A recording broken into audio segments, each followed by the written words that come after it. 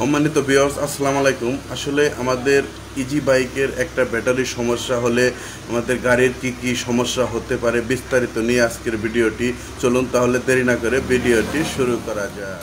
আমরা যখন ইজি বাইকগুলো আসলে কিনে আনি, চালাতে একটা সময় আমাদের বেশিরভাগ আসলে একটা ব্যাটারির সমস্যা হয়ে থাকে। সেটা হতে পারে আমরা ব্যাটারির ভিতরে পানি কম দেওয়ার কারণে, অথচ কোনো সময় ভুলের কারণে আমরা অনেক সময় ব্যাটারির যে খুব রয়েছে সেগুলো চেক দেই না। চেক না দেওয়ার কারণে আমাদের পানি শুকিয়ে যায়, সেই কারণে একটা ব্যাটারির সমস্যা হয়ে যায়। এবং কি যে কোনোভাবেই হোক একটা ব্যাটারির সমস্যা হয়ে গেলে আসলে আমাদের গাড়িটা কিন্তু অলরেডি আসলে যদি আপনার তেমন বেশি সমস্যা হয়ে যায়, অর্থাৎ একটা ব্যাটারি যদি কালেকশন ডিসকানেক্ট হয়ে যায়, সেক্ষেত্রে কিন্তু আমাদের গাড়িটা একদম চলবেই না, মোটর খালি একটু খ্রং করে উঠবে। তো অবশ্যই আপনারা জানেন, যারা আসলে এই সমস্যার সম্মুখীন হয়েছেন তারাই শুধু একমাত্র এটার ব্যথাটা জানেন। তো আসলে অনেক সময় মনে হয় মোটর নষ্ট, অনেক সময় মনে হয় যে কন্ট্রোলার নষ্ট। ব্যাটারির যদি আসলে একটা খুব সমস্যা হয় বা একটা ব্যাটারির যদি সমস্যা হয়, সেক্ষেত্রে কিন্তু আসলে গাড়িটা যখন না চলে, মিটার যখন আসে, তারপর যখন পিক আপটা আমরা মারি, পিক আপ মারার সাথে সাথে বাতিগুলো কিন্তু শব্দ দেয়, তখন আসলে আমাদের বুঝতে হবে একটা ব্যাটারির সমস্যা। এবং কি যখন আমরা চার্জ দিতে যাই, চার্জে একদম 3 বাতি দেখায় কিন্তু চার্জ ওঠে না, সারা রাত নাগায় রাখলেও চার্জ ওঠে না। এটা নিয়ে আসলে অনেক ভাই আমার কাছে আসে, সমস্যাগুলো সমাধান করে দিয়ে থাকি। সেজন্য আপনাদেরকে সতর্ক করার জন্য কিন্তু আমি ভিডিওগুলো দিয়ে থাকি। যে সমস্ত সমস্যাগুলো আসলে আমি নিজে ফেস করি, সমাধান করি, সেগুলো ভিডিও আপনাদেরকে দেওয়ার চেষ্টা করে থাকি।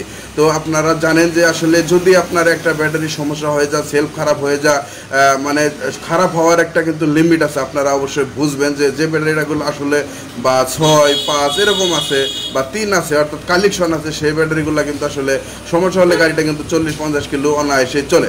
কিন্তু আরেকটা সমস্যা যেটা হচ্ছে একদম ব্যাটারিগুলো আসলে নীল জিরো হয়ে যায়, সেই ব্যাটারি যদি আপনি ওই অবস্থাতে যদি একটা রাত চার্জ দেন, তাহলে কিন্তু, কারণ যেহেতু আমাদের চার্জিং লাইনের সাথে কন্ট্রোলারের যে প্লাস মাইনাস তার কালেকশন থাকে, সেই ক্ষেত্রে আমাদের কিন্তু ব্যাটারির ভিতরে চার্জ উঠে না, সেই চার্জগুলো শুধু কন্ট্রোলারের ভিতরে ঢুকে।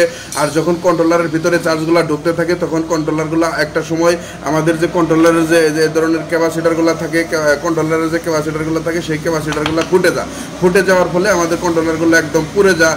বেশ কিছু কন্ট্রোলার আপনাদেরকে এর আগে দেখিয়েছি বিভিন্ন ভিডিওর মাধ্যমে, কন্ট্রোলার কীভাবে ফুটে যায়, একদম পুরে ছাই হয়ে যায়। এটা কিন্তু আসলে 1 নাম্বার কারণ, যে কারণটাতে আসলে আমাদের কন্ট্রোলারগুলো আমরা যখন ভালো গাড়ি চালিয়ে নিয়ে রাখলাম, হঠাৎ একটা ব্যাটারি মাইর খেয়ে গেছে, একটা ব্যাটারির সমস্যা হয়ে গেছে, তখনই কিন্তু আমাদের ব্যাটারির ভিতরে চার্জ না উঠে, চার্জটা শুধু কন্ট্রোলারের ভিতরে যতক্ষণ ঢোকার পর ক্যাপাসিটারে যতটুকু লোড নেয়, তারপর একটা সময় আমাদের ক্যাপাসিটারগুলো ফুটে যায় এবং কন্ট্রোলারটা নষ্ট হয়ে যায় এবং কি শর্ট হয়ে যায়। শর্ট হওয়ার পর ব্যাটারি থেকে কালেকশন আউট হয়, অনেক সময় চার্জিং থেকে কালেকশন আউট হয়, কখনো আবার ইলেকট্রিকের লাইন থেকে আমাদের চার্জিংটা আউট হয়ে থাকে।